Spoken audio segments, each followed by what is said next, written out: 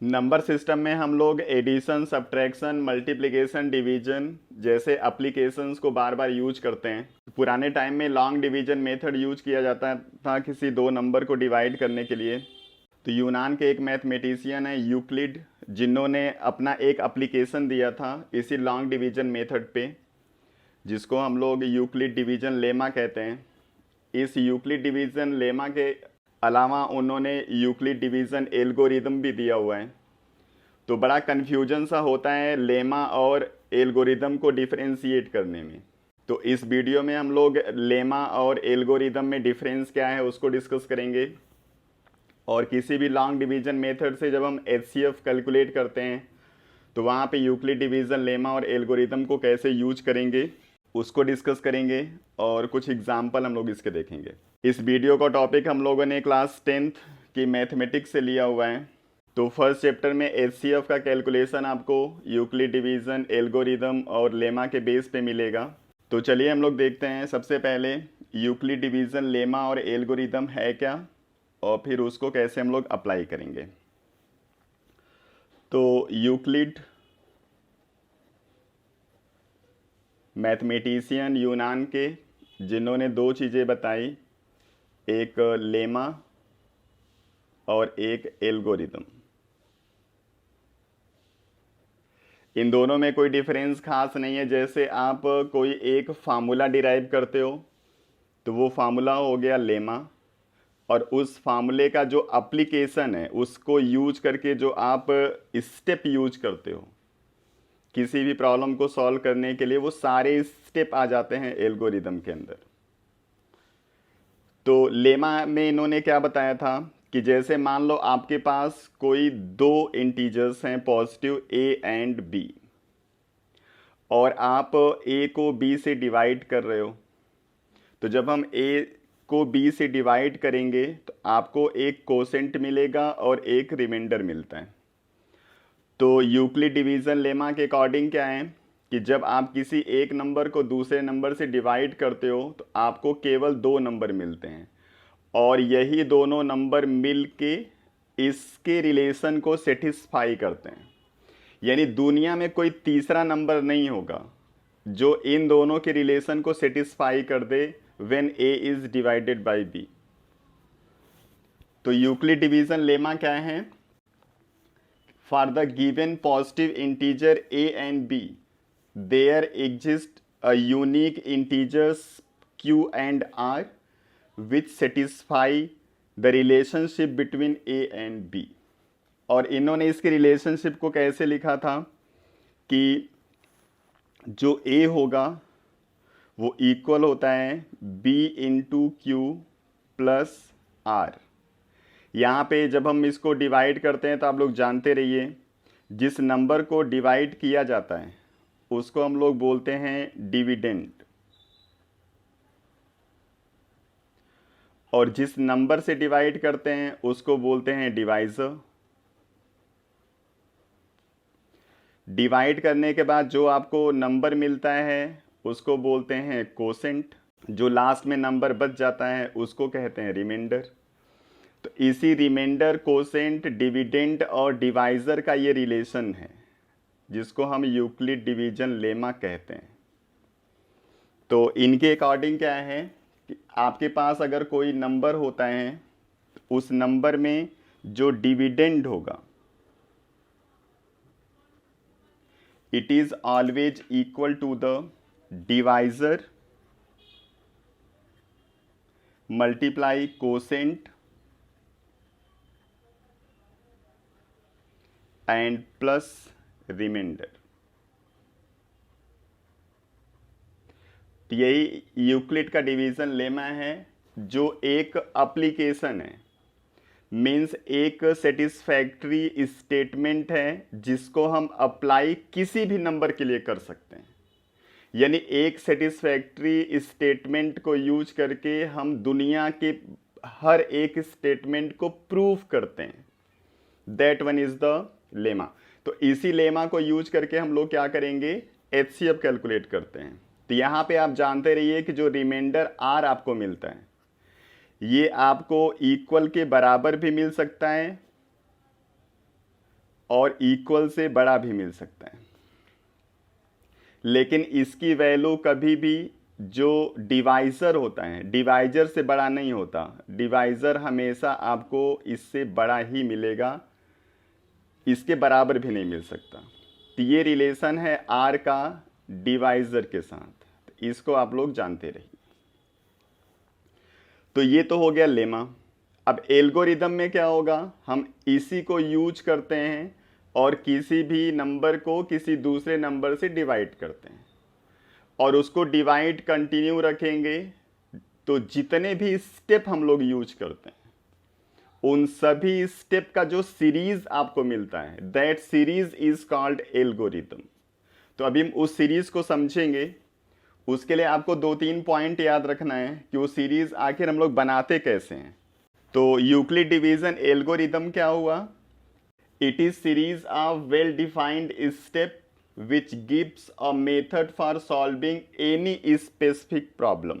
यानी कोई भी आपके पास प्रॉब्लम होगा, उसको सॉल्व करने के लिए जो सीरीज आप यूज करते हो अलग अलग स्टेप्स के, that series is called algorithm.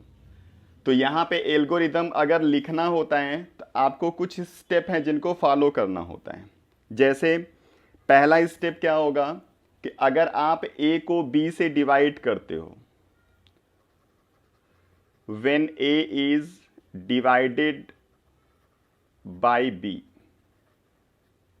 और कंप्लीट डिवीजन हो जाता है and you get reminder as 0, तो उस कंडीशन में क्या होगा, B is HCF of A and B। A को B से आप डिवाइड करना शुरू करोगे, अगर डिवाइड कंप्लीट हो जाता है मतलब रिमाइंडर आपको 0 मिलता है, तो जो डिवाइज़र है वही डिविडेंड और डिवाइज़र दोनों नंबर का HCF होता है। लेकिन अगर ऐसा नहीं हुआ, means when remainder is not equal to 0, उस कंडीशन में आपको क्या करना होता है, इसको कंटिन्यू रखना होता है। यानी कि आप डिवीजन को अप्लाई कंटिन्यू करते रहोगे और ये कंटिन्यू कब तक रखेंगे, जब तक डिवीजन कंप्लीट नहीं हो जाता, मीन्स रिमाइंडर आपको 0 नहीं मिल जाता। तो जब आपको रिमाइंडर 0 मिल जाएगा तो उस कंडीशन में जो लास्ट डिवाइजर होता है, that last divisor is HCF। ये एल्गोरिदम है। तो इसको हम एक एग्जांपल के थ्रू आपको समझाने जा रहे हैं, इसको थोड़ा समझिए। जैसे हमने दो नंबर ले लिया 81 एंड 237, इसका हमको HCF बताना है। तो हम लोग क्या करेंगे, अब यहाँ पे डिवीजन शुरू करेंगे। तो बड़े वाले नंबर को हम लोग यूज करते हैं एज अ डिविडेंड और छोटे वाले नंबर को यूज करते हैं एज अ डिवाइज़र और इससे डिवाइड करना शुरू करेंगे। तो 81 से 237 को जब हम डिवाइड करेंगे तो 2 टाइम्स में इसका डिवीजन होगा 162 आपको मिलता है और सब्ट्रैक्शन के बाद आपको मिल जाता है नंबर 75। अब ये कंप्लीट डिवाइड नहीं किया इसलिए ये इसका HCF हो नहीं सकता, इसलिए हमको डिवीजन कंटिन्यू रखना है। तो अब जो रिमाइंडर आता है इसको हम यूज करते हैं एज अ डिवाइज़र और जो डिवाइज़र पहले था उसको यूज करेंगे एज अ डिविडेंड। यानी ये हमारा कंटिन्यू ऐसे ही चलता जाएगा। तो 75 बन जा 75, यहाँ पे डिफरेंस आपको मिल जाएगा 6। अब 6 को यूज करेंगे एज अ डिवाइज़र और इससे 75 को डिवाइड करेंगे, 12 टाइम में आपको मिल जाएगा 72, रिमाइंडर आ गया 3। अब 3 से इस 6 को डिवाइड करेंगे, 2 टाइम्स में 6 आ जाएगा, ये डिवीजन कंप्लीट हो गया, मीन्स रिमाइंडर आपको मिल गया 0।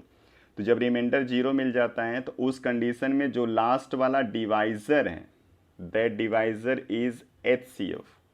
तो यहाँ पे 3 आपको मिला HCF, 3 इज HCF। और ये HCF किसका होगा, इन दो नंबर का जिससे आपने इस डिवीजन को स्टार्ट किया था, HCF ऑफ 81 एंड 237। तो ये डिवीजन मेथड हम लोग यूज किए हैं यूक्लिड का, जिससे हम लोग HCF कैलकुलेट करते हैं। अभी यहाँ पे एल्गोरिदम इसका क्या होगा उसको हम लिखेंगे, तो चलिए उसको आगे समझते हैं। तो जब हम लोग एल्गोरिदम लिखते हैं तो उसमें हर एक स्टेप में जो लेमा है उसको अप्लाई करेंगे। तो पहले स्टेप में जो हमारा ए था मीन्स डिविडेंड, वो है 287, जिसको हम इक्वल लिखेंगे B into Q plus R के फॉर्म में। मीन्स यहाँ पे लिखेंगे 81 इंटू 2 प्लस रिमाइंडर हमारा आया था 75। ये पहले स्टेप में हो गया। अब सेम यही चीज़ सेकेंड स्टेप में लिखेंगे। तो सेकेंड स्टेप में हमारा डिविडेंड था 81, जिसको हम लिखेंगे 75 इंटू 1 प्लस 6। थर्ड स्टेप में डिविडेंड हमारा 75 था, तो इसको लिखेंगे 6 इंटू 12 प्लस 3। अगले स्टेप में डिविडेंड हमारा है 6, तो 6 इक्वल टू लिखेंगे 3 इंटू 2 प्लस 0। तो जब ये रिमाइंडर 0 आ गया तो उस कंडीशन में जो हमारा डिवाइज़र 3 है, यही एचसीएफ है। तो यही जो आपने पूरा सीरीज़ लिखा हुआ है अलग अलग स्टेप्स के, इसी पूरे स्टेप का जो कॉम्बिनेशन है यही एल्गोरिदम है। तो this one is the algorithm, this one is the lemma. तो अब इसी को यूज करके हम कुछ और यहाँ पे प्रॉब्लम सॉल्व करेंगे एचसीएफ के। तो चलिए उसको देखते हैं। जैसे यहाँ पे हमारे पास दो नंबर हैं 272 एंड 1032।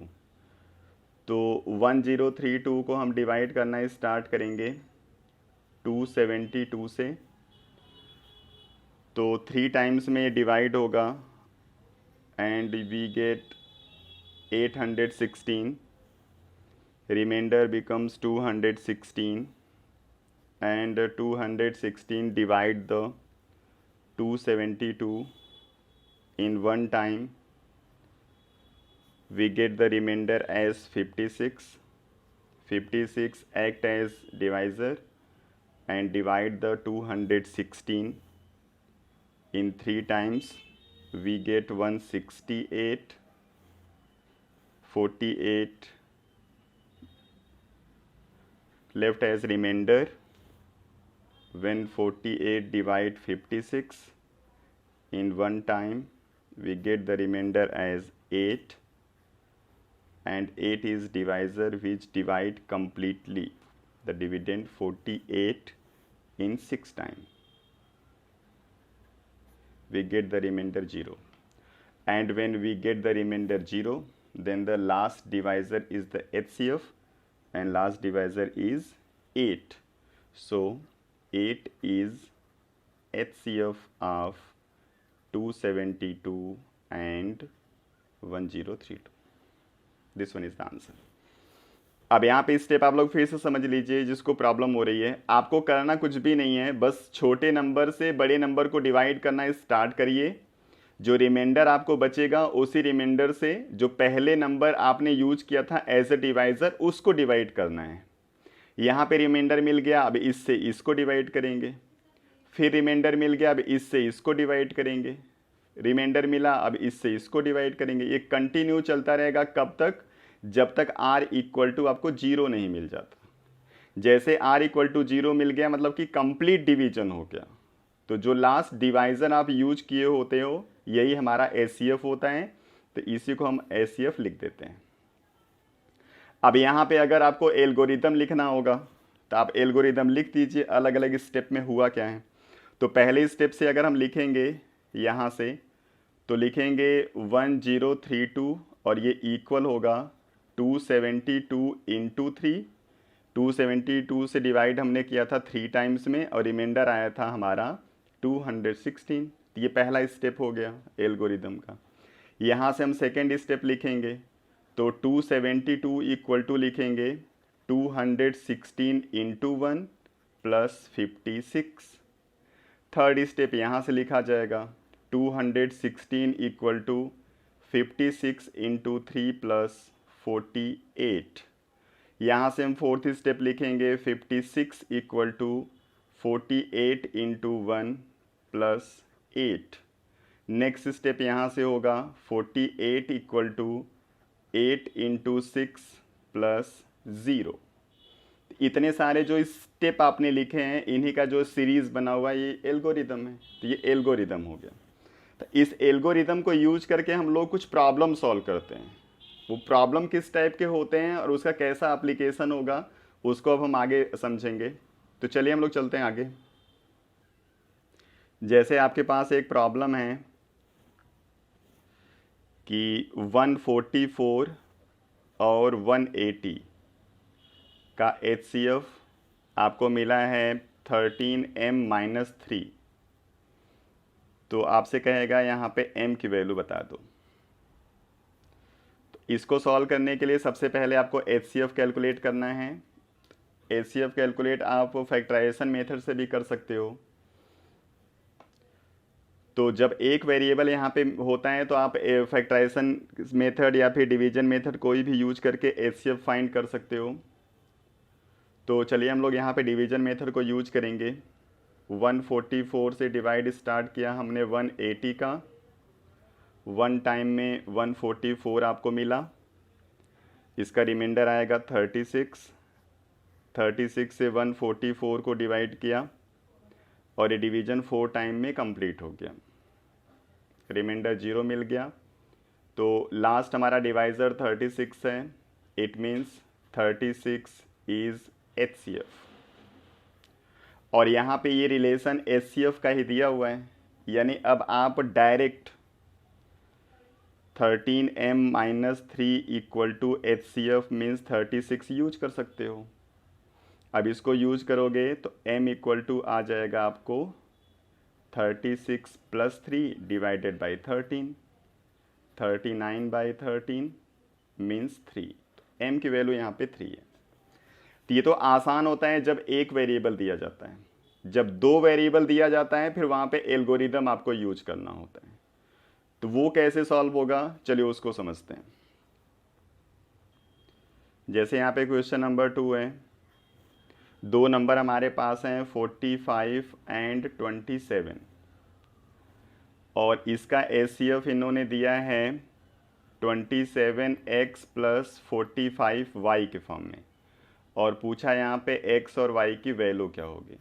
तो जब दो वेरिएबल आपके पास इस तरीके से होते हैं तो HCF का कैलकुलेशन हमेशा आप डिवीजन मेथड से करोगे, फैक्टराइजेशन मेथड आप यूज नहीं कर सकते, अदरवाइज ये प्रॉब्लम सॉल्व होगा नहीं। तो चलिए डिवीजन मेथड से सबसे पहले हम निकालेंगे यहाँ पे HCF इसका क्या होगा। तो 27 से हम लोग डिवाइड स्टार्ट करेंगे 45 का, 1 टाइम 27, इसको सॉल्व किया तो 18 आ गया।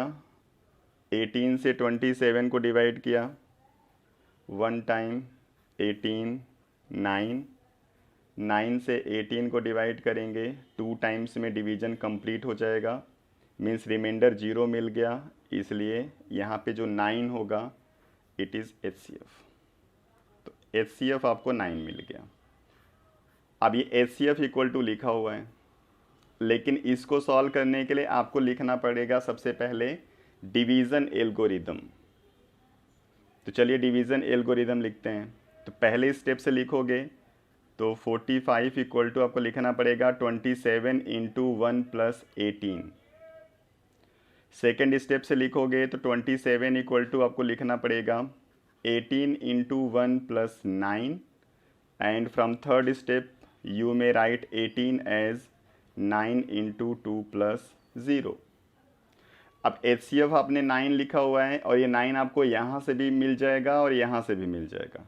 तो हम लोग हमेशा सेकेंड स्टेप जो लास्ट वाला होता है वहाँ से स्टार्ट करते हैं इसके स्टेप को चेंज करना।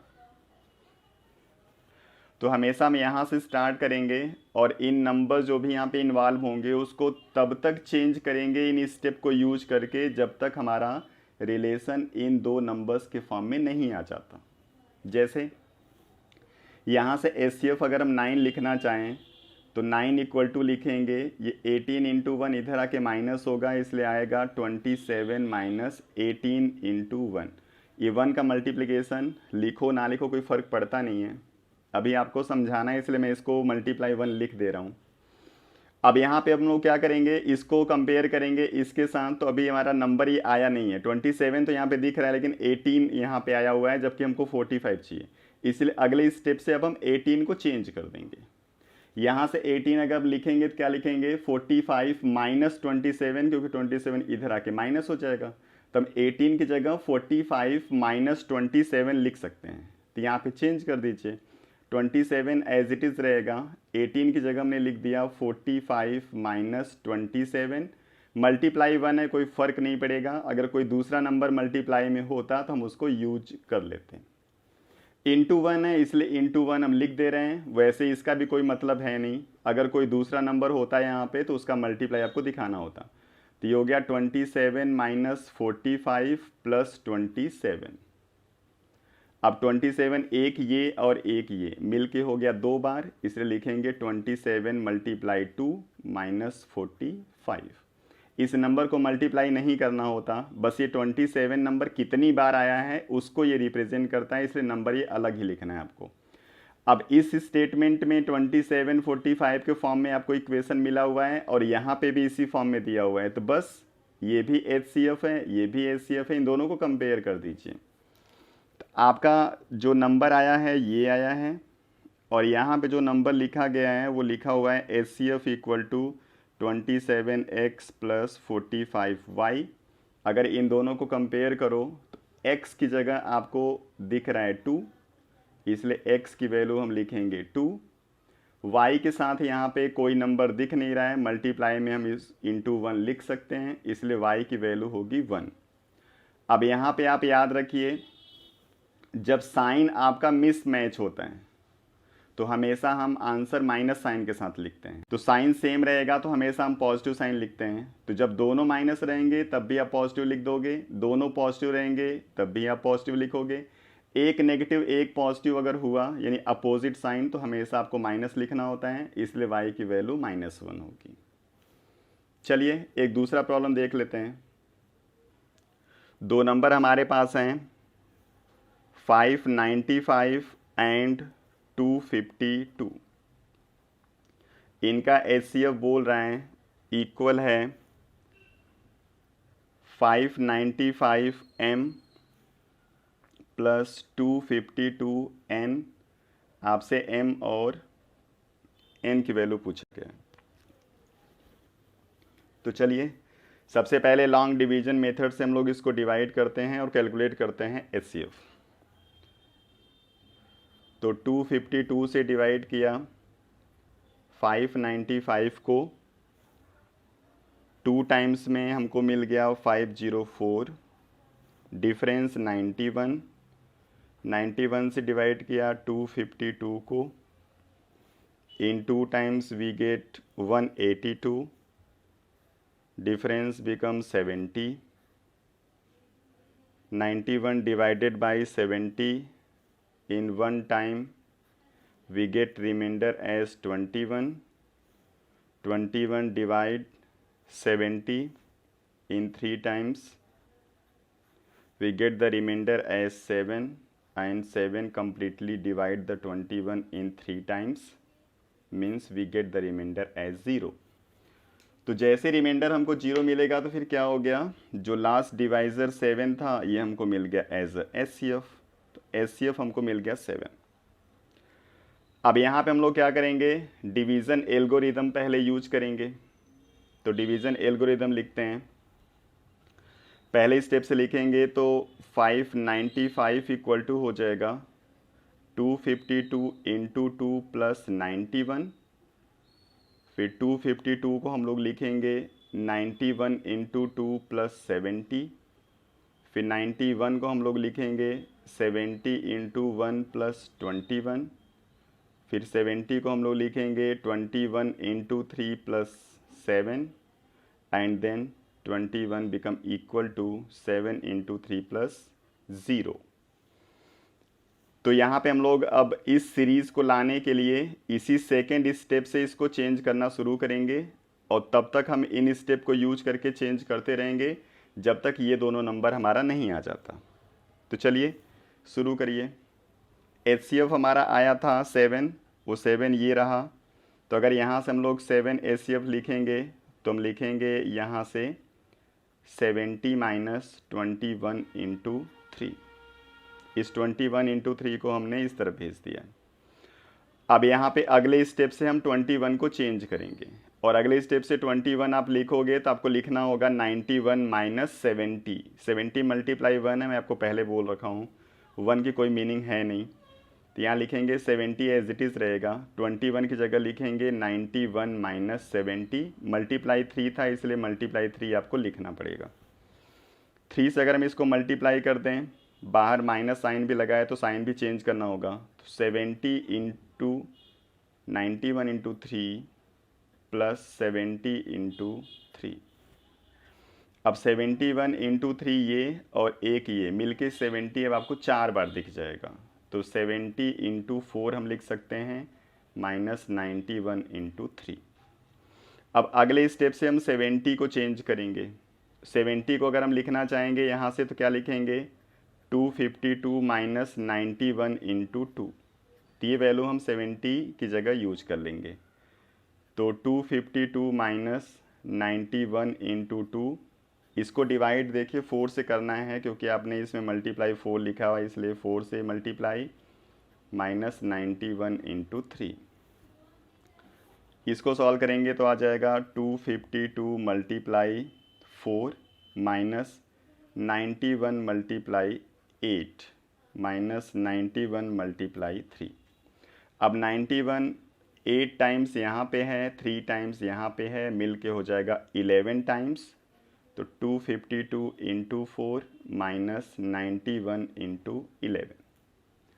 अब अगर एचसीएफ हमारा 252 और 91 के फॉर्म में होता तो हम यहीं से आंसर लिखते, लेकिन एचसीएफ में 252 के साथ 595 है, इसलिए अभी हम इसको और आगे प्रोसीड करेंगे। तो अब हम यहाँ पे अगले स्टेप में 91 को चेंज करेंगे, तो 91 यहाँ से आप क्या लिख सकते हो, 595 माइनस 252 इंटू 2, ये वैल्यू हम यहाँ पे यूज कर लेंगे। तो हमारा हो जाएगा 252 इंटू 4 माइनस 91 की जगह लिख दिया 595 minus 252 into 2 and whole multiply 11।